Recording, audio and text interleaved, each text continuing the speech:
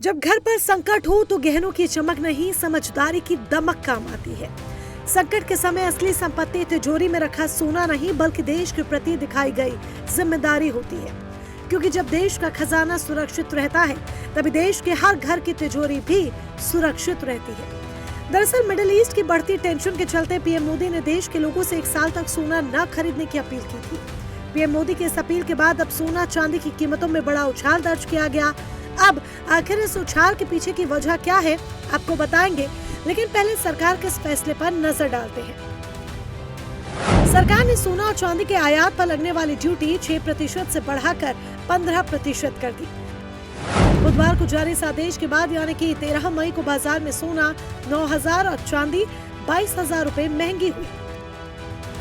10 ग्राम सोने का भाव 1,60,000 रुपए और 1 किलो चांदी का भाव 2,87,000 रुपए पर पहुंच गया।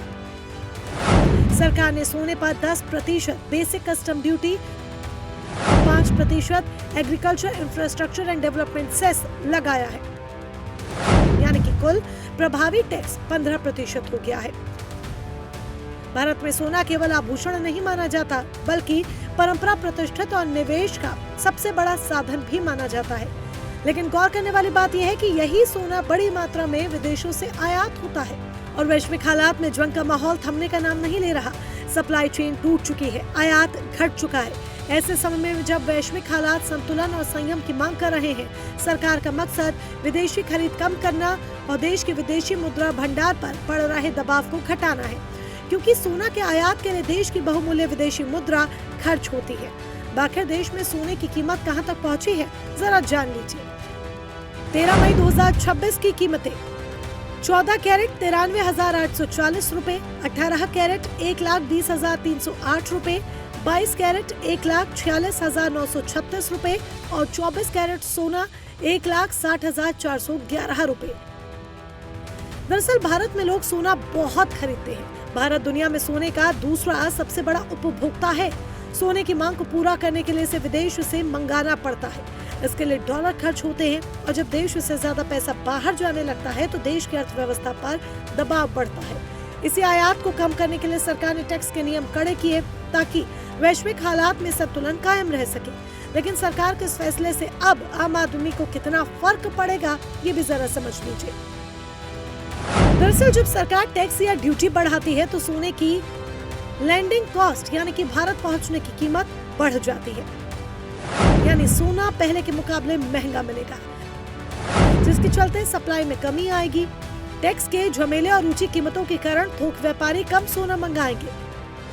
बाजार में सोने की उपलब्धता कम होने से भी कीमतें बढ़ सकती हैं। सरकार के इस फैसले से देश का व्यापार घाटा कम हो सकता है और रुपए को कुछ सहारा मिल सकता है। रुपया कल यानी कि 12 मई को डॉलर के मुकाबले 95 रुपए 50 पैसे के ऑल टाइम लो पर चला गया था।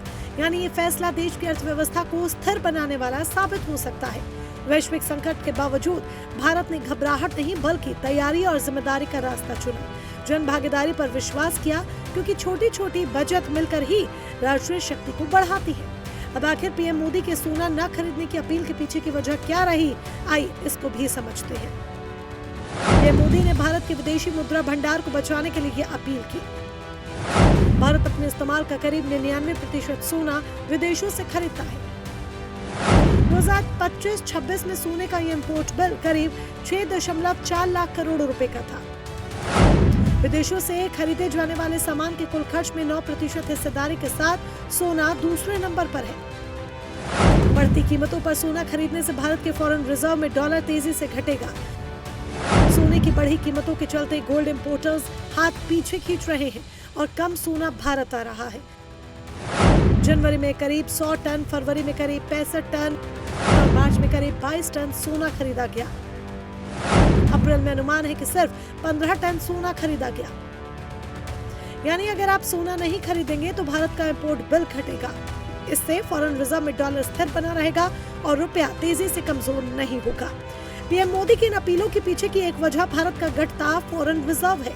1 मई को भारत का कुल फॉरेन रिजर्व 728.49 बिलियन डॉलर से 690.69 बिलियन डॉलर के करीब था, यानी कि करीब 65.6 लाख करोड़ रुपए पर आ गया। एक हफ्ते में देखा जाए तो ये करीब 26,000 करोड़ रुपए कम हुआ है। फिलहाल सोने की बढ़ती कीमतें सिर्फ बाजार की हलचल ही नहीं बल्कि एक बड़े संदेश की गूंज भी है कि जब देश का संसाधन सुरक्षित होगा तो देश के लोग भी सुरक्षित रहेंगे।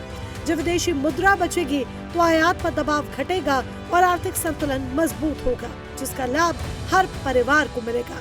Bureau report, prime news.